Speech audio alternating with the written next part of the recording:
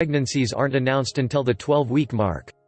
However, unlike for most women, there are a number of royal pregnancy rules that Meghan Markle would have to follow all through her pregnancy period to stay on good terms with the Queen and other members of the royal family.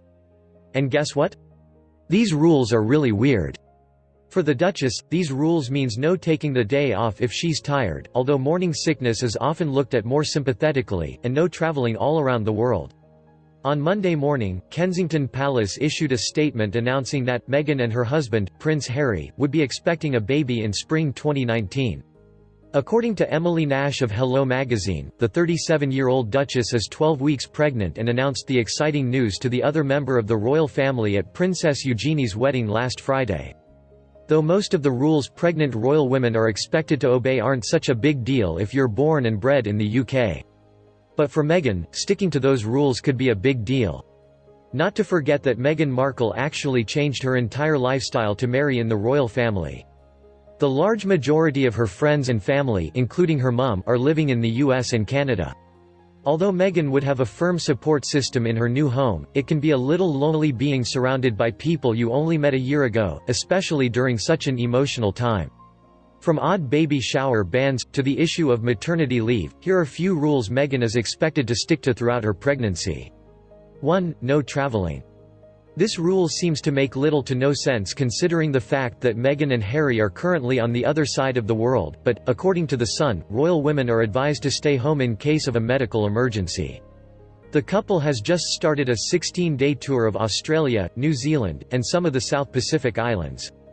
That has surely involved a lot of planning and preparation, meaning they wouldn't let a lot of people down by cancelling the whole thing. There were concerns about Meghan entering Fiji and Tonga, two places known to contain the Zika virus. Despite the Foreign and Commonwealth Office advising pregnant women to avoid these areas, Meghan will be sticking to her original plans. The Daily Mail's royal correspondent Rebecca English confirmed that there would be no change to the tour program, stating, Meghan and Harry had sought medical advice and decided to go ahead with their plans. However, Meghan may not be able to visit her mum and friends later in her pregnancy period as heavily pregnant women are advised not to travel overseas. 2. Maternity leave is an option. Some may argue that the royal family have never done a hard day's work in their life. But the reality is otherwise. It takes commitment to get up every day and make small talk with people you've never met before. Most working women take a portion of their maternity leave before giving birth, not the royals. The Duchess of Cambridge continued to turn up to pre-arranged events right up until the birth of her 3 children. It's expected that Meghan will do the same. As for the post-birth maternity leave, well, the length varies. Kate returned to royal engagements 6 weeks after giving birth to Prince George, choosing a slightly longer period of 4 months after Princess Charlotte's arrival into the world. Her third maternity leave was the longest by far. Kate gave birth to Prince Louis in April and decided to take the entire summer off, only going back to work at the beginning of October. It seems as if there isn't an official maternity leave length. However, you can expect to see Meghan fulfilling her royal duties right up until spring. 3. A ban on baby showers. Baby showers are a common event both here in the UK and in the US. But it's unlikely she'll be allowed to have one in her new home. Although there were rumours that Kate's sister Pippa Middleton had thrown a bash for her siblings' first pregnancy, royal expert Victoria Arbiter thinks this is a load of rubbish. Victoria told ABC News, a lavish baby shower would be seen as highly inappropriate. There's nothing they can't go out and buy themselves.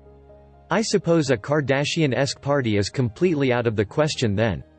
4. The sex must remain a secret if they both desire. Harry and Meghan may decide to find out the sex of their baby, but they are not allowed to tell anyone else.